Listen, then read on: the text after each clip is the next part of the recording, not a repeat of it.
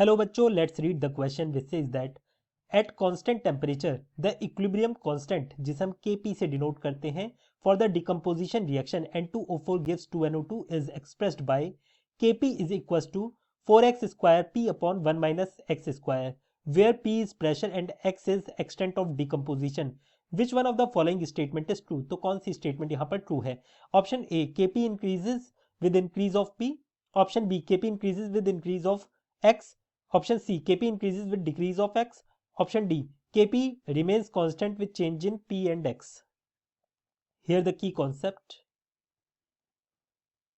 for this question is Lee-Chatelier's principle.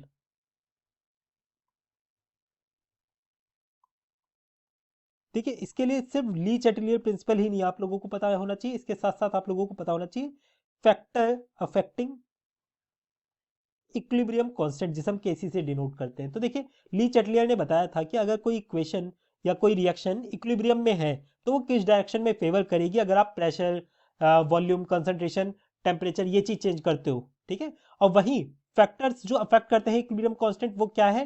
Temperature. सिर्फ temperature ही affect कर सकता है इक्विलिब्रियम कांस्टेंट को। इसके अलावा अगर आप कैटलिस्ट डालते हो, प्रेशर बढ़ा देते हो, घटा देते हो, उसका कोई इफेक्ट नहीं पड़ता है। यहां पर हमसे कहा गया है कि केपी इज इक्वल टू क्या है? 4x स्क्वायर पी है अपॉन 1 माइनस एक्स स्क्वायर। यहां पर केपी क्या है? यहां पर ये भी इक्विलिब्रियम कांस्टेंट ही है, बस यहां पर पी डिनोट कर रहा है कि ये प्रेशर की टर्मिनोलॉजी में है। यहां केसी मैंने कंसंट्रेशन की टर्मिनोलॉजी में लिखा है।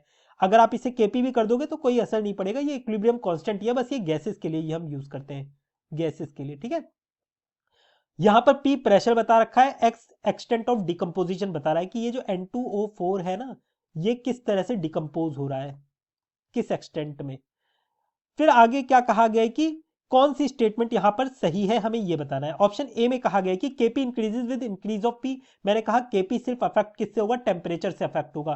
तो पी एक्स में चेंज आप करोगे तो कोई अफेक्ट नहीं पड़ेगा, तो तीनों स्टेटमेंट हमारी गलत हो गई। सिर्फ D statement KP remains constant with change in P and x, तो ये हमारा करेक्ट होगा। I hope you understood it well. Best of luck.